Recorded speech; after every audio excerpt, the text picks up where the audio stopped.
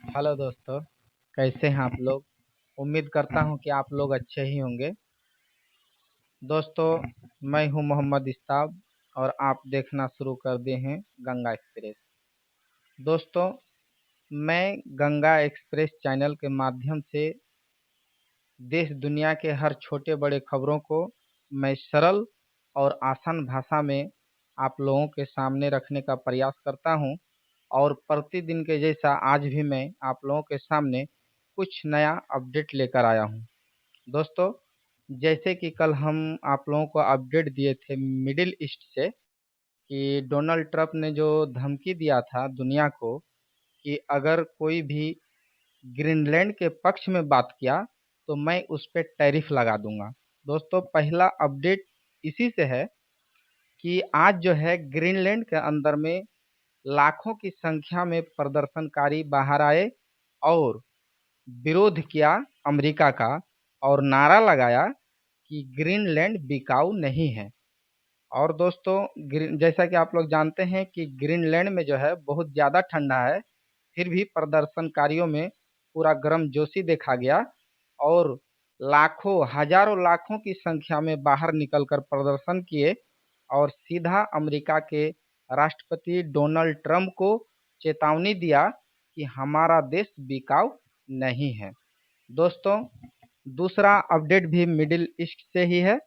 जैसा कि कुछ दिन पहले जो है ईरान में बहुत जोर शोर का मतलब जो है प्रदर्शन हो रहा था वहाँ के सुप्रीम लीडर खामेनेई के विरुद्ध में।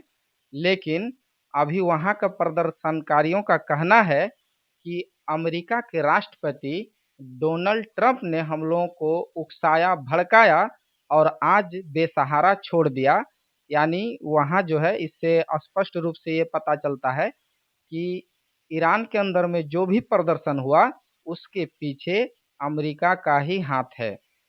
तीसरा अपडेट है दोस्तों, हमारे देश के मतलब हमारा देश का जो माननीय प्रधानमंत्री जी है श्री नरेंद्र मोदी जी, उससे है कि वो जो है अभी बंगाल के दौरे पर है और बंगाल में जो है ना वो बहुत बड़ा बड़ा बात कर रहे हैं।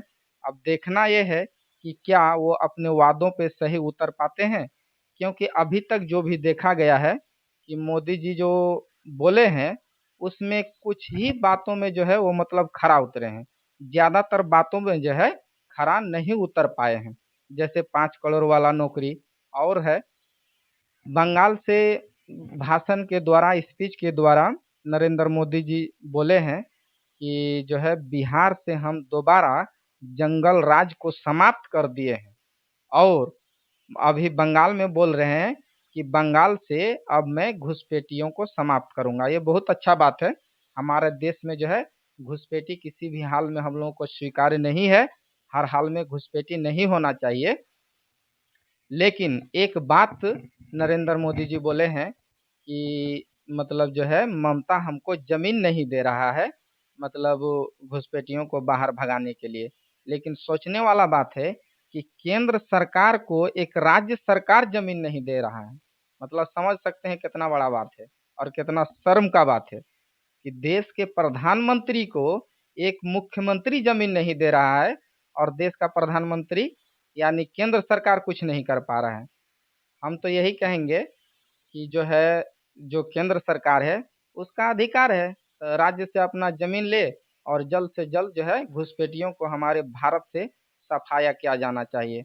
और जो है इसी भाषण के दौरान श्री नरेंद्र मोदी जी माननीय प्रधानमंत्री जी एक और बात बोले हैं कि टीएमसी के सत्ता में यानी टीएमसी के शासन में जो है मतलब बंगाल की मतलब बहन बेटियां सुरक्षित नहीं है।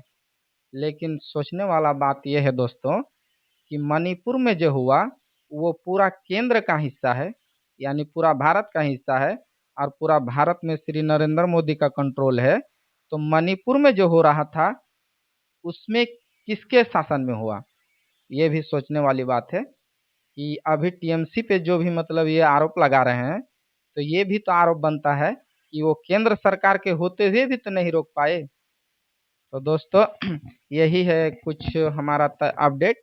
और दोस्तों, मैं प्रत्येक दिन आप लोगों के सामने देश दुनिया का छोटा बड़ा अपडेट लाता रहूँगा।